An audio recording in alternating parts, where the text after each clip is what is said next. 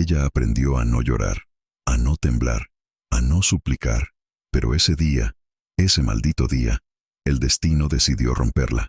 Estaba de rodillas, humillada, convertida en sombra. Las risas detrás de ella cortaban como cuchillos. Y nadie, absolutamente nadie, imaginaba la verdad. Ese instante cambiaría para siempre el nombre de una familia. Si eres nuevo en este canal, no olvides suscribirte para recibir más historias como esta. Antes de comenzar esta historia, dime desde qué país escuchas este canal. Inglaterra, 1815. El invierno mordía con rabia.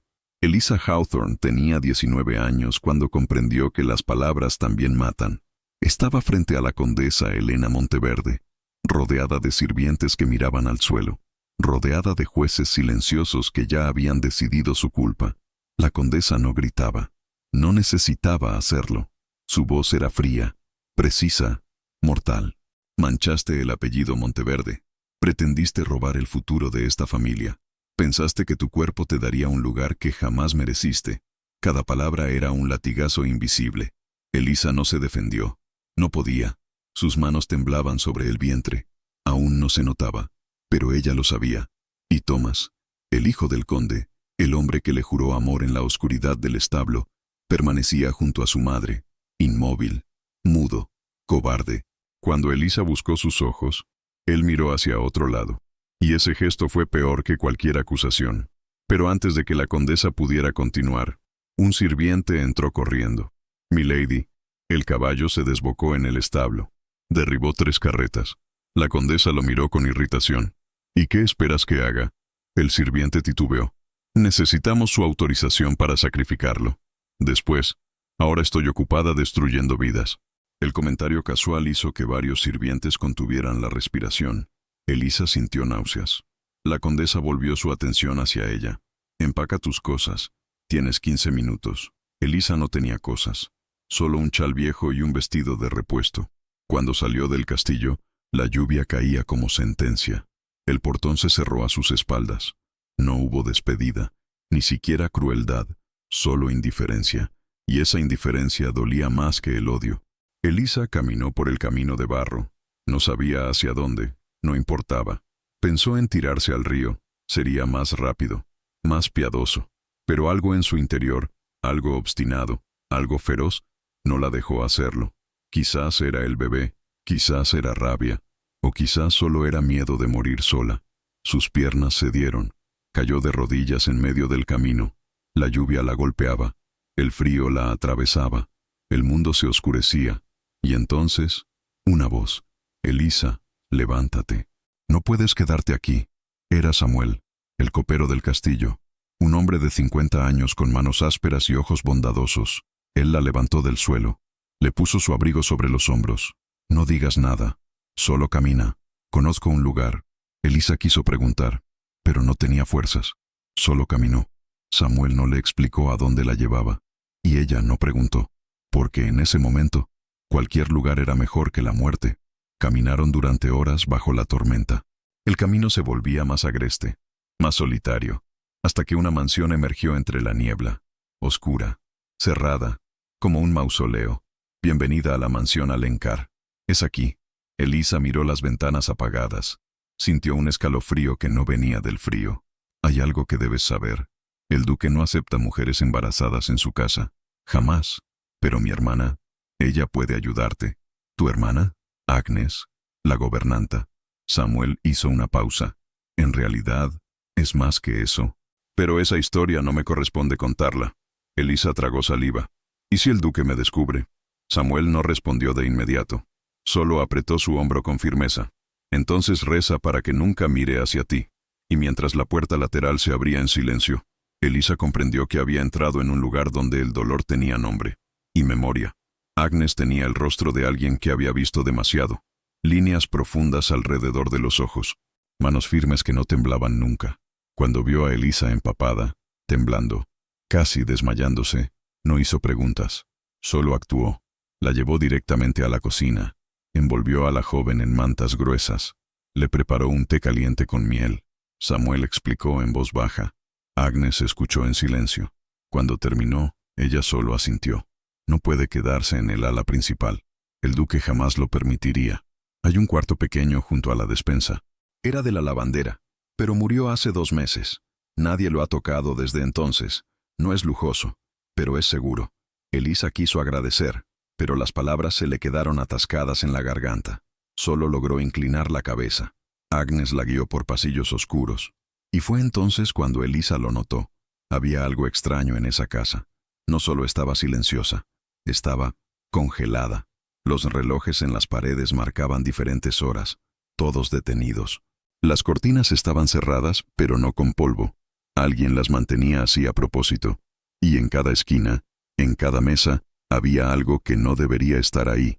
Un pañuelo bordado, un libro abierto en la misma página desde hace años, una taza de té junto a un sillón vacío, como si alguien acabara de salir de la habitación y fuera a regresar en cualquier momento.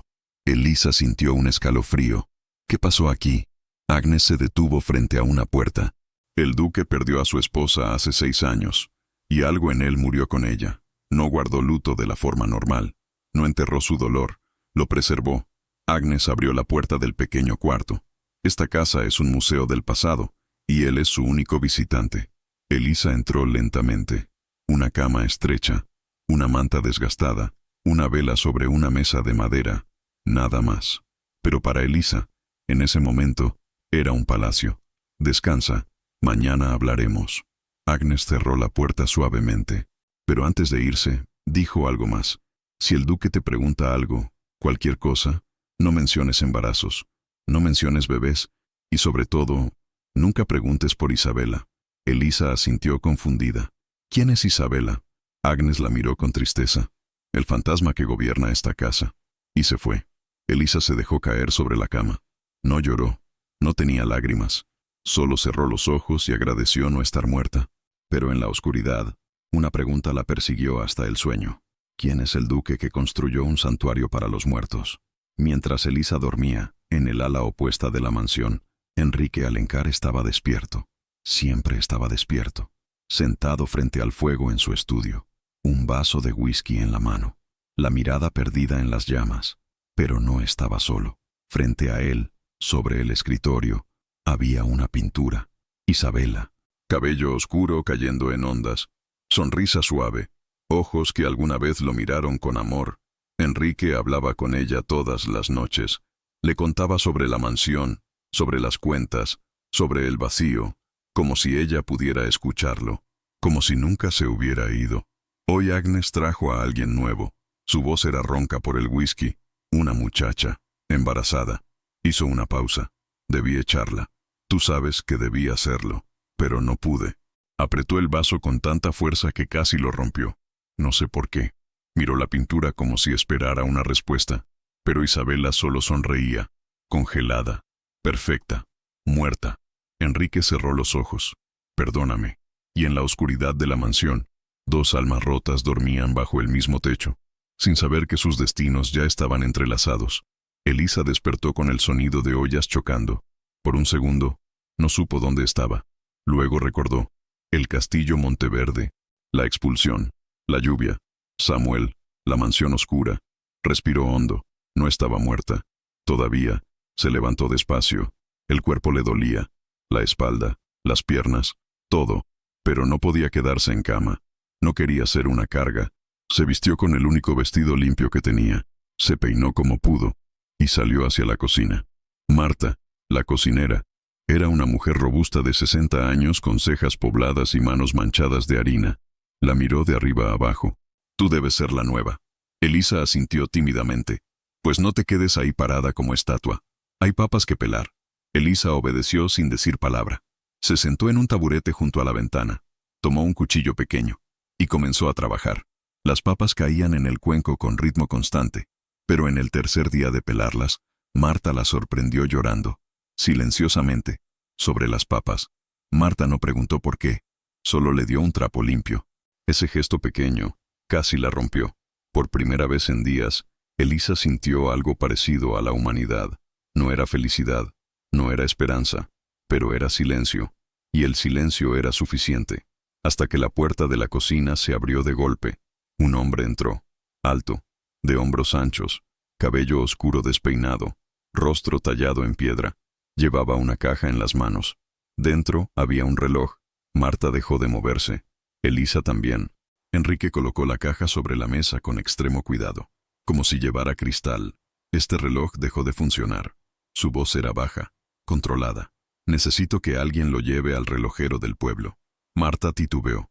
Señor, es el 5º reloj este mes. Enrique la interrumpió con una mirada. ¿Es un problema?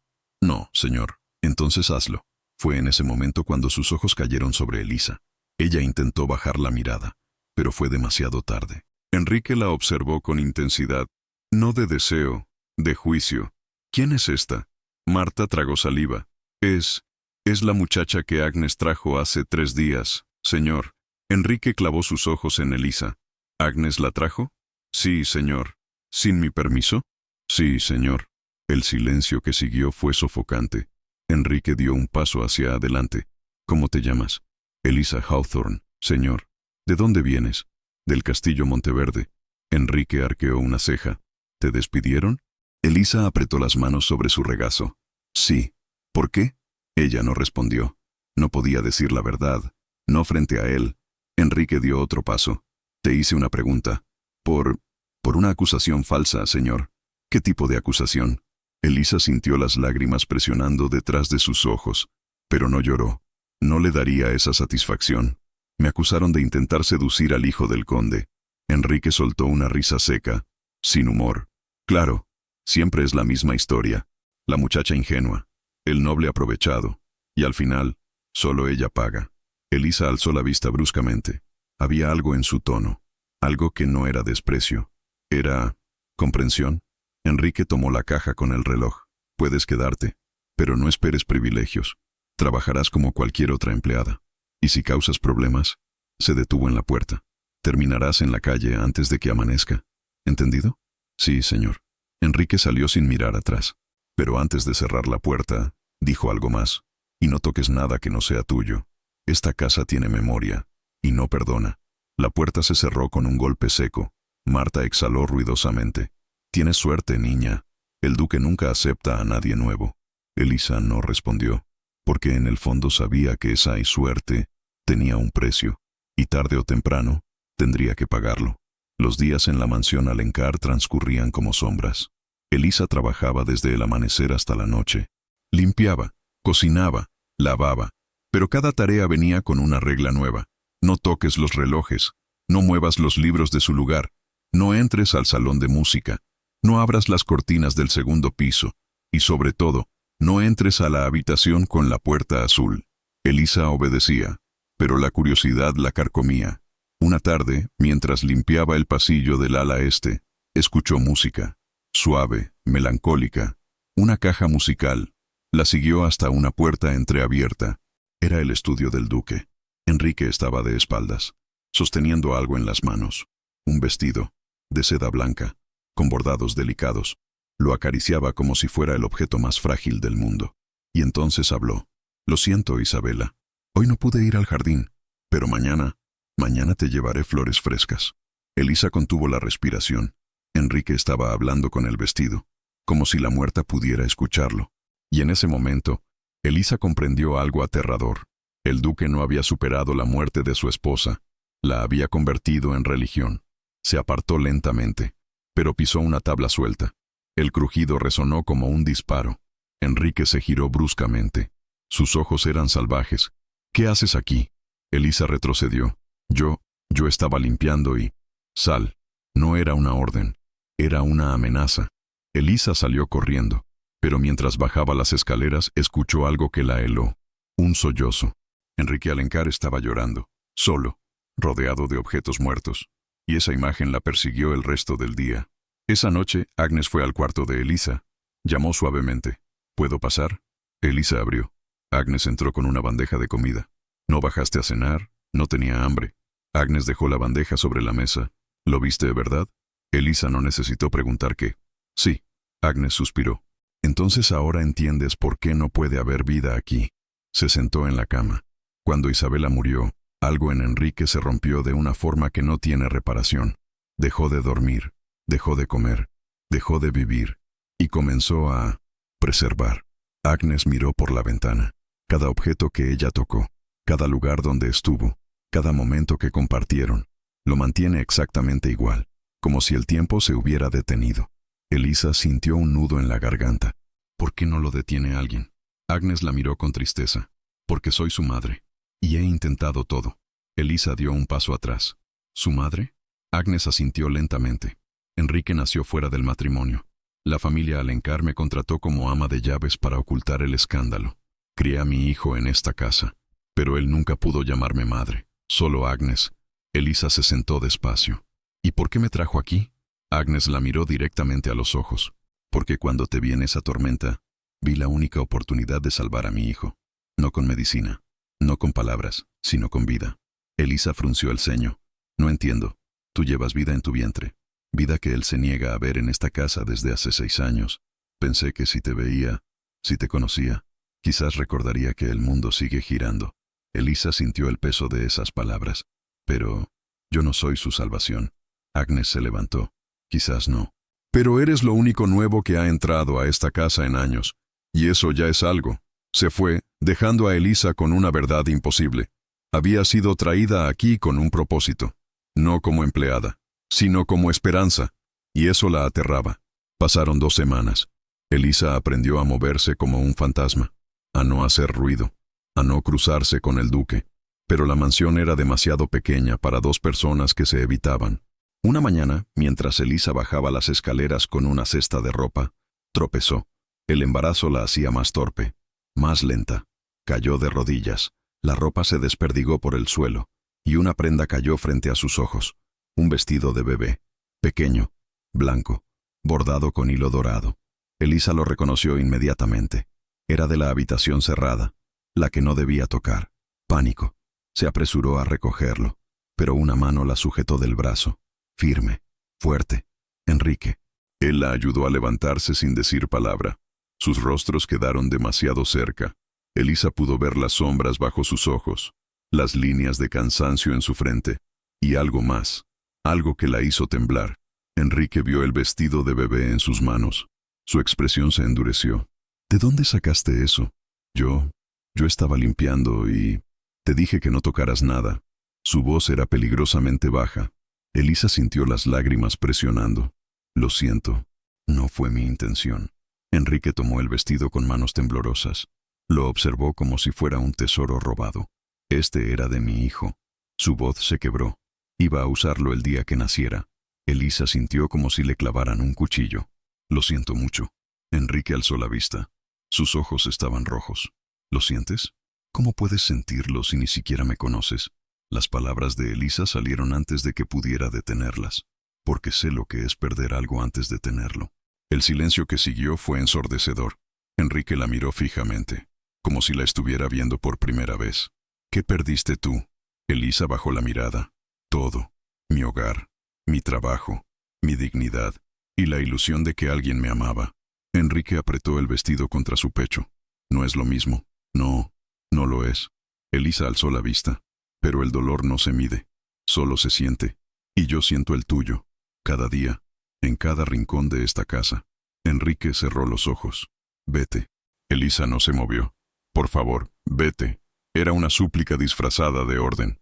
Elisa recogió la ropa en silencio. Y se fue. Pero mientras subía las escaleras, escuchó algo que la hizo detenerse. Gracias. La voz de Enrique era apenas un susurro, pero ella lo escuchó. Y esa simple palabra cambió algo entre ellos. Esa tarde, Enrique no pudo concentrarse. Intentó leer, intentó revisar cuentas, intentó ordenar los relojes, pero todo lo que veía era el rostro de Elisa, sus ojos enormes, su fragilidad, su obstinada dignidad, y sobre todo, su comprensión, maldición. Arrojó un libro contra la pared. ¿Por qué ella? ¿Por qué ahora?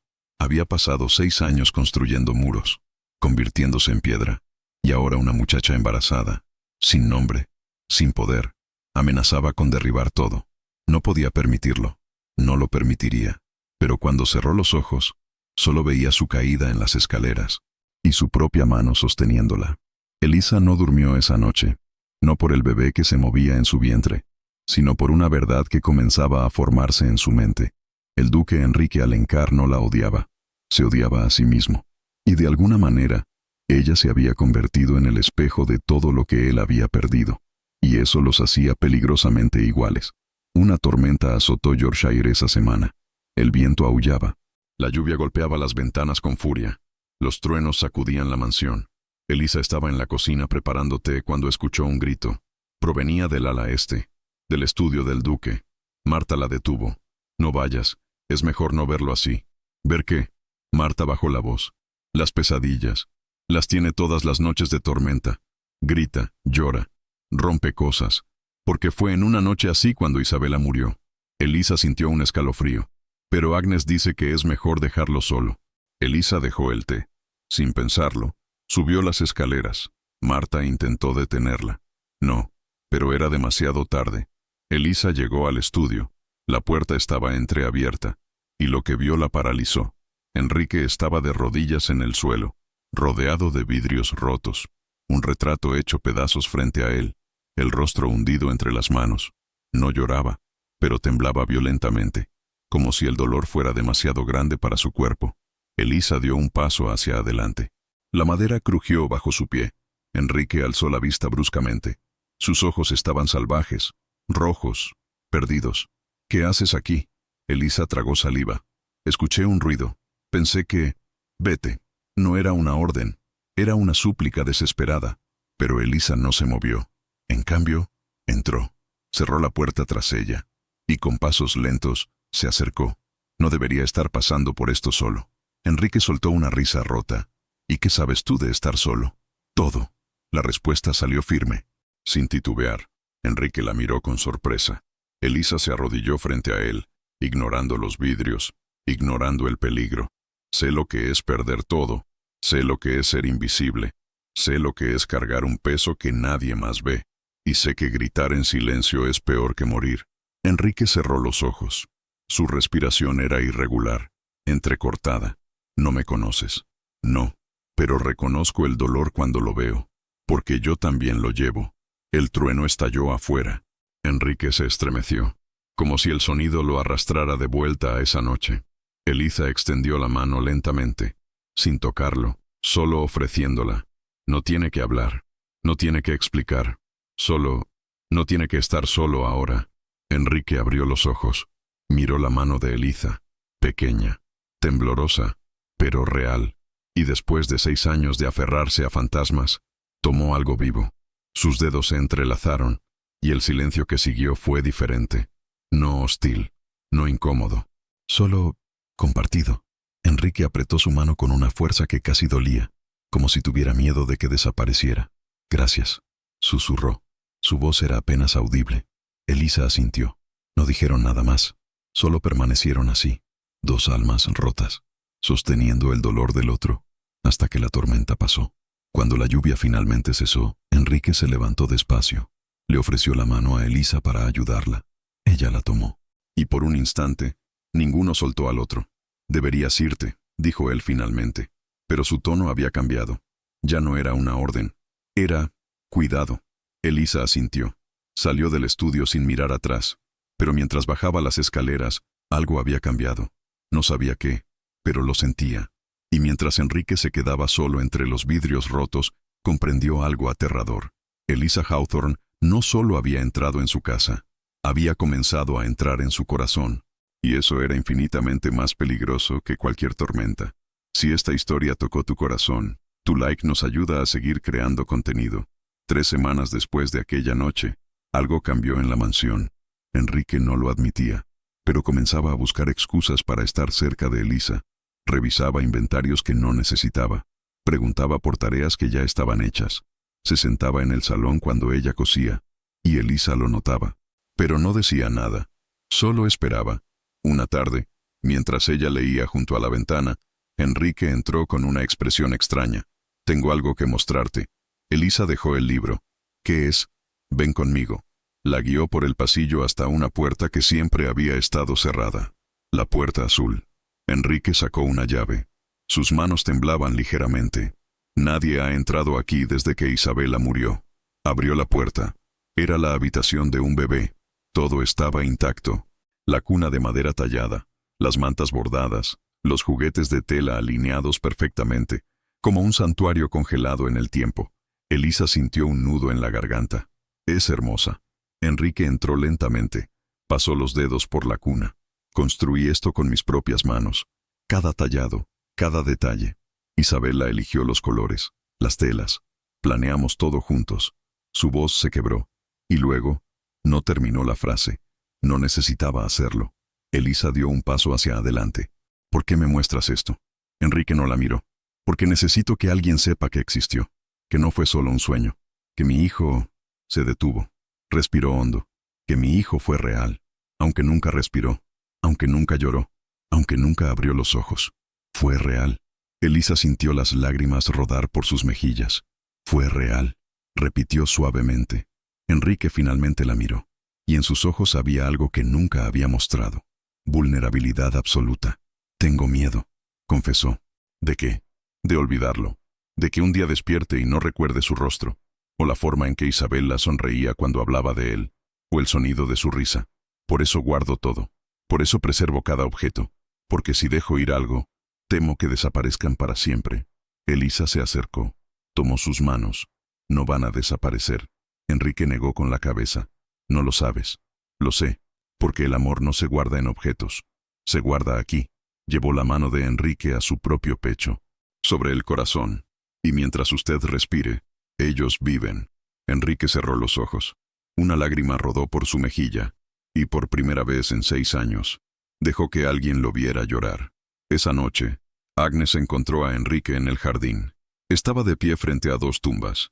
Isabela Alencar, amada esposa, y junto a ella, una más pequeña, hijo amado, nunca olvidado. Agnes se acercó despacio. Hace semanas que no venías aquí. Enrique no respondió de inmediato. Solo miraba las lápidas. Ella me hizo ver algo. ¿Quién? Elisa. Agnes esperó. Me hizo ver que he estado enterrando mi vida junto con ellos. Agnes sintió un nudo en la garganta. ¿Y qué vas a hacer ahora? Enrique alzó la vista al cielo. No lo sé. Pero creo que... Hizo una pausa. Creo que Isabela querría que siguiera viviendo. Agnes sonrió a través de las lágrimas. Ella siempre te amó demasiado como para querer verte así. Enrique asintió lentamente. Lo sé. Se giró hacia Agnes. Gracias por traerla. Agnes frunció el ceño. ¿A Elisa? Sí. Sé que lo hiciste a propósito. Sé que me desobedeciste porque creíste que era lo correcto. Agnes bajó la mirada. Y tenías razón. Agnes alzó la vista, sorprendida. Enrique le puso una mano en el hombro. Gracias, madre. Fue la primera vez que la llamaba así. Y Agnes, la mujer que había criado a un duque en secreto, finalmente lloró.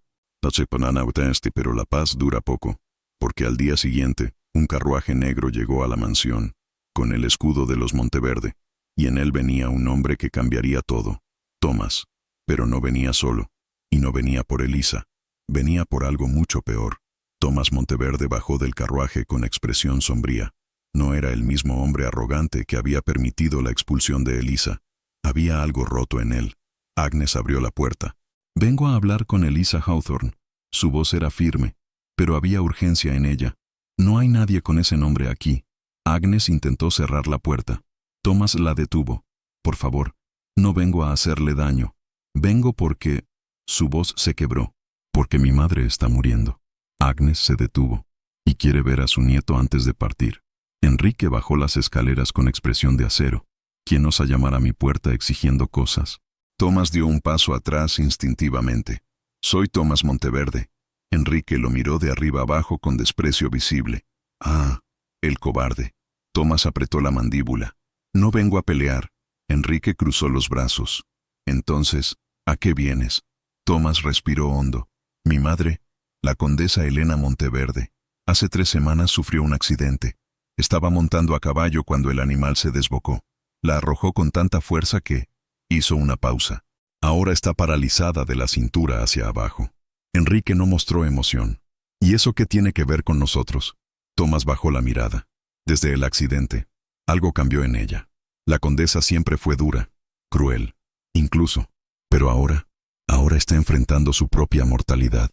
Y lo único que pide, lo único que quiere antes de morir, alzó la vista. Es ver a su nieto. Enrique soltó una risa fría. ¿Su nieto? ¿El mismo niño que ella llamó mancha sobre el apellido Monteverde? ¿El mismo bebé cuya madre fue expulsada bajo la lluvia? Tomás palideció. Lo sé lo que hicimos, y no tengo excusas, pero mi madre... Enrique dio un paso amenazante. Tu madre puede pudrirse en su cama. Tomás dio un paso atrás. Por favor. No. Enrique se giró. Sal de mi propiedad, y si vuelves... Lo miró por encima del hombro. No respondo por lo que haré.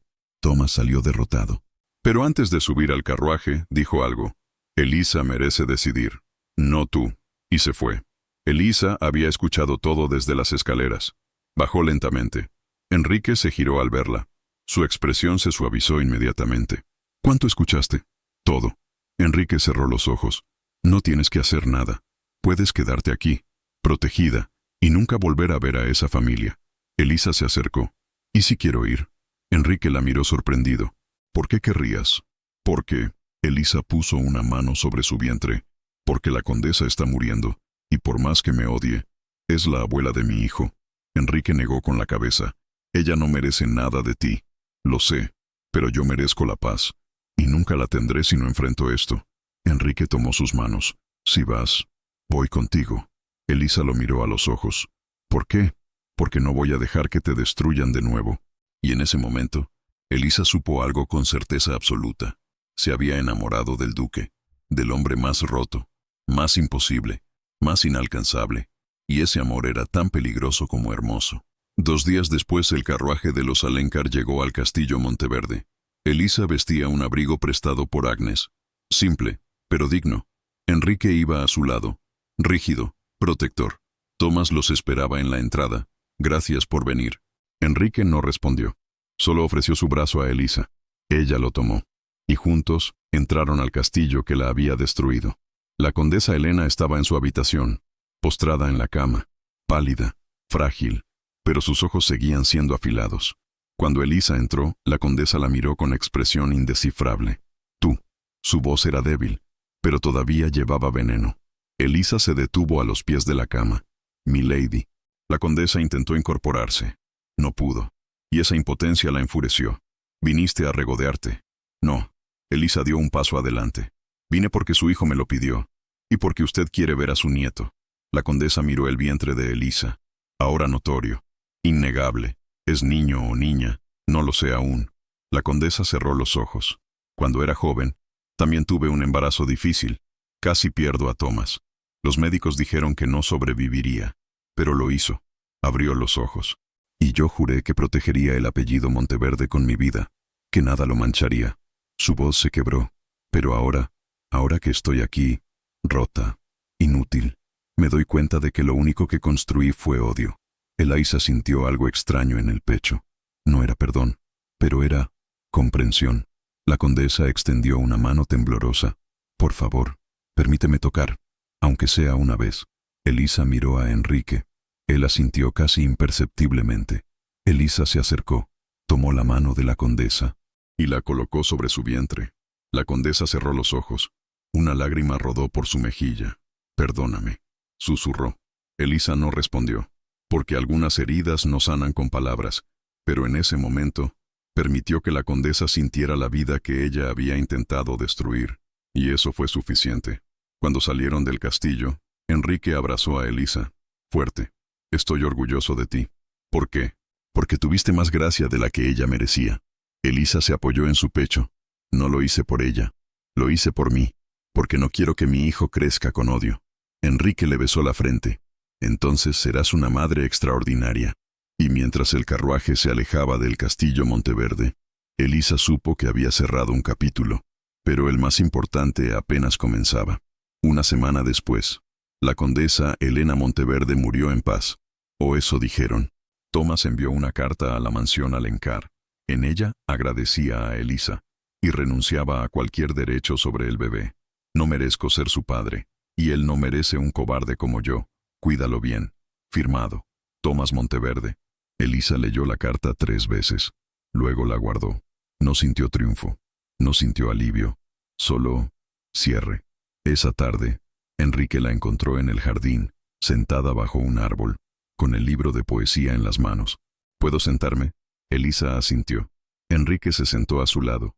Durante un momento, ninguno habló. Solo escucharon el viento. «Tengo que preguntarte algo», dijo Enrique finalmente. Elisa cerró el libro. «¿Qué piensas hacer ahora?» Elisa lo miró confundida. «¿A qué se refiere?» Enrique tomó aire. Tomás renunció a sus derechos. La condesa murió. Ya no tienes nada que te ate a los Monteverde. Puedes ir a donde quieras, hacer lo que quieras. Entonces, ¿me está echando?» La voz de Elisa tembló. Enrique la miró alarmado. «No, Dios, no. Es todo lo contrario». Se giró hacia ella. Tomó sus manos. «Quiero que te quedes, no como empleada, no como refugiada, sino como...» Hizo una pausa. «Como mi esposa». Elisa dejó de respirar. «¿Qué?» Enrique tragó saliva. «Sé que esto es apresurado. Sé que llevas el hijo de otro hombre. Sé que apenas me conoces. Pero estos meses...» Su voz se quebró. «Estos meses me has dado algo que creí perdido para siempre. Esperanza». Elisa sintió las lágrimas rodar. «Enrique, por favor, déjame terminar». Enrique le limpió una lágrima con el pulgar. «No puedo prometerte un amor perfecto, porque todavía llevo cicatrices. No puedo prometerte que olvidaré a Isabela, porque ella fue real. Pero puedo prometerte esto. Te protegeré, te respetaré, y amaré a tu hijo como si fuera mío. Porque...»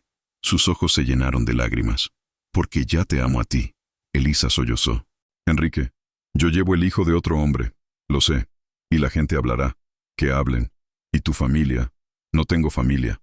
Solo tengo a Agnes, y ella ya te ama». Elisa negó con la cabeza. «No merezco esto». Enrique la tomó del rostro. «Entonces somos dos, porque yo tampoco merezco una segunda oportunidad. Pero aquí estamos, rotos, imperfectos, pero juntos». «¿Qué dices?» Elisa lo miró a través de las lágrimas, y vio algo que nunca había visto en nadie. Amor incondicional. «Digo...» Respiró hondo. «Digo que sí». Enrique la abrazó, fuerte, como si tuviera miedo de que desapareciera. Y en ese abrazo, ambos encontraron algo que habían perdido: hogar. 2 semanas después, se casaron en la pequeña capilla del pueblo, sin pompa, sin invitados nobles. Solo Agnes, Samuel, Marta y el párroco. Elisa usó un vestido simple, blanco, prestado. Enrique usó su mejor traje, pero su sonrisa valía más que cualquier lujo.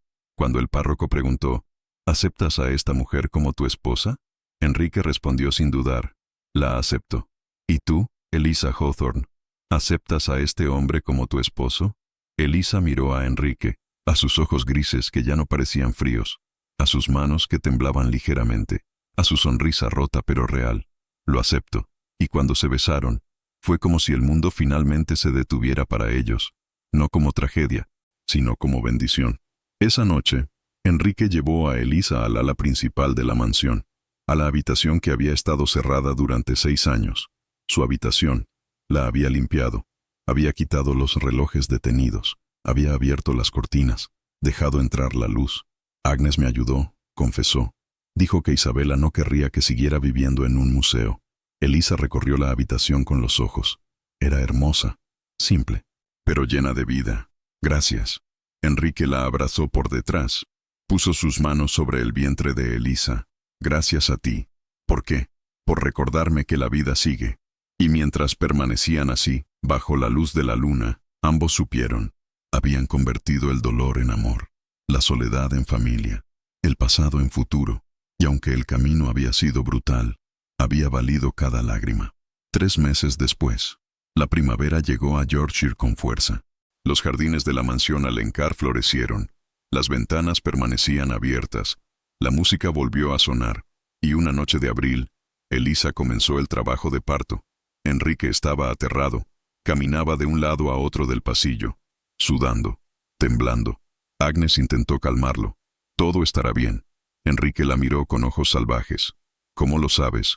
«Porque esta vez es diferente. No había tormenta, no había médicos borrachos, no había muerte rondando, solo había vida». 3 horas después, un llanto llenó la mansión. Fuerte, poderoso, lleno de rabia. Una niña. Agnes salió de la habitación con lágrimas en los ojos. Es una niña sana. Y Elisa está bien. Enrique sintió que las piernas le fallaban. Se apoyó contra la pared. Y por primera vez en 6 años, respiró. Realmente respiró. Cuando entró a la habitación, Elisa estaba agotada. pálida, pero sonriendo. Sostenía un pequeño bulto envuelto en mantas. «Ven», susurró. Enrique se acercó despacio, como si tuviera miedo de romper el momento. Elisa le pasó el bebé. Enrique lo sostuvo con manos temblorosas, y cuando la bebé abrió los ojos, Enrique lloró, porque vio algo imposible. «Esperanza. Es perfecta», susurró. Elisa sonrió. «¿Cómo la llamaremos?». Enrique miró a la bebé, luego a Elisa. «Isabela, si tú estás de acuerdo». Elisa asintió, las lágrimas rodando. «Isabela». Enrique se sentó en la cama junto a Elisa, los tres juntos, y mientras sostenían a la bebé entre ambos, supieron que habían hecho algo imposible. Habían convertido el dolor en amor, la soledad en familia, el pasado en futuro. 6 meses después, la mansión Alencar era irreconocible.